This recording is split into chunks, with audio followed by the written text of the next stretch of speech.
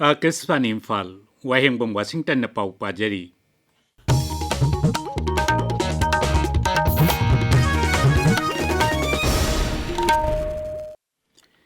प्रधानमंत्री नरेंद्र मोदी ने हाईरी vocal for local की मंत्रा आत्मनिर्भर भारत की लंबी अमसुंग चौखलबा भारत की पंथुंगफम लोइनना लैबाक असिना मांगलोम संसिली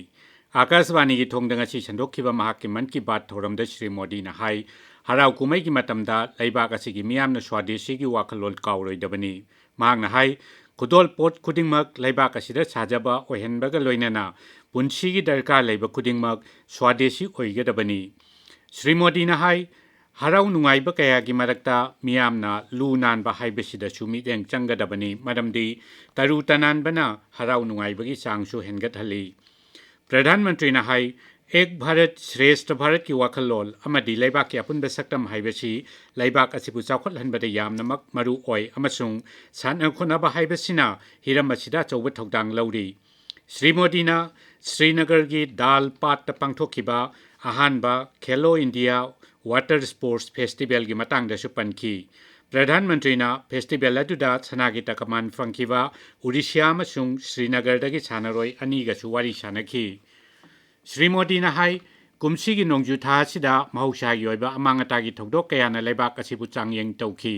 चयोल खरगी ममांगदा लैबाक असिना इचाउ अमदी लैबाक निंखाइबगी खुदोंथिबा थौदोकसिंग मायुकनाखी असिगुंबा खुदोंथिरबा मतमदा NDRF SDRF सिक्योरिटी फोर्सिंग अमदी अतै मियोय कयाना अहिंग नुंथिल नाइदना अवाबा तारबा मियोयसिंबु कन्नबा होनखी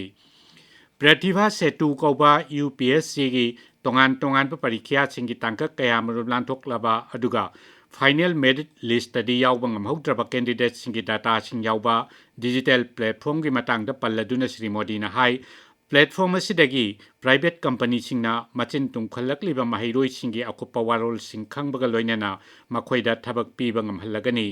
मसिगी महै ओइना कैंडिडेट कया मरुम खुदकता थबक फंगनबा ngamkhre हाइनसु मागना मखा ताखी सोलर पावर ने लौमी सिंगी पुंसीदा चाउना अवनबा पुरकले हाइरदुना प्रधानमंत्री ना बिहार की मुजफ्फरपुरदगी देविका ना सोलर पंप की मतेंगना महाकी खुंगंगदे चाउना अवनबा पुरकपा ngamखिबा अदु पनखी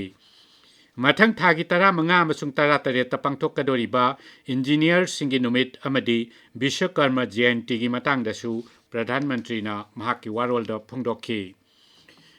प्रधानमंत्री नरेंद्र मोदी अमदी चाइना की राष्ट्रपति शी जिनपिंग ना भारत अमसुंग चाइना लैबाक अनी असि चौखट थौरांग की लबीदा मतेंग पिनगदबा मपांगनी यक्नबा नते हाइना यानखरे चाइना की तियानजिन द पांगथोकलिबा सांघाई कोऑपरेशन ऑर्गेनाइजेशन SCO की मिफम यावबा चटपदा प्रधानमंत्री ना लैबाक अदुगी राष्ट्रपति शी जिनपिंगा ngasi वारी सानबदा वाफम अदु यानखिबनी श्री मोदी ने हाई भारत अमसुंग चाइना की मरक्ता तेंगबांग पीनबा हाइबसी लैबाक अनीगी मियोय बिलियन 2.9 की स्वार्थगा मरी लेनै मांगना हाई मसिना मियोयबा जाति की याइफनबगी लंबीसु यालगनी प्रधानमंत्री ने हाई लैबाक अनीना अमना अमबु थाजनबा इकाई खुमनबा अमसुंग भाप तानबा हाइबसिदा युमफम ओइदुना मरी हेना चेचिनहनबा भारत न पामे श्री मोदी ना SCO की सदस्य लेबाक सिंगी अतै लुसिंगबा कयागसु उनदुना वारी सानगनी ngasi नुमिदांग मांगना SCO की सदस्य लेबाक सिंगी लुसिंगबा सिंगी दमक सिनबा चाकलेन अमदसु सरुक यागनी निंगसिंगबा याई भारत असि 2013 तगी SCO की मेंबर ओइरकली SCO की सदस्य 10 लई मदुगी मनुंगदा Bharat Belarus China Iran Kazakhstan Kyrgyzstan Pakistan Russia Tajikistan अमसुंग उज्बेकिस्तान याउरी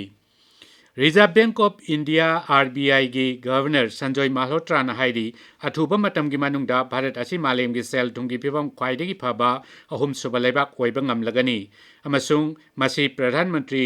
जनधन योजना ना लैबाक असि सेल थुंगी फिबम फगल हनबगी मपाननी सही असिगी अप्रैल दगी जून फाउबगी क्वार्टर दा भारत की GDP की चांग हौखिबा क्वार्टर मंगा असिदा ख्वाइदगी यामबा चांग ओइना 7.9 यौरकपासिदा महागना वाफम असि फोंदोखी आसाम राइफल समसुंग आसाम पुलिस के अपुनबा कांगबु अमना कासर जिला की जिरीघाटा मियोय अमदगी लुपा कोटी अमा हेनबगी ओइगदबा हेरोइन पाउडर फारे हेरोइन पाउडर अदु सापोन केप 15 दा हापतुना पुरंबनी हाइरी पाउ लोइजरे।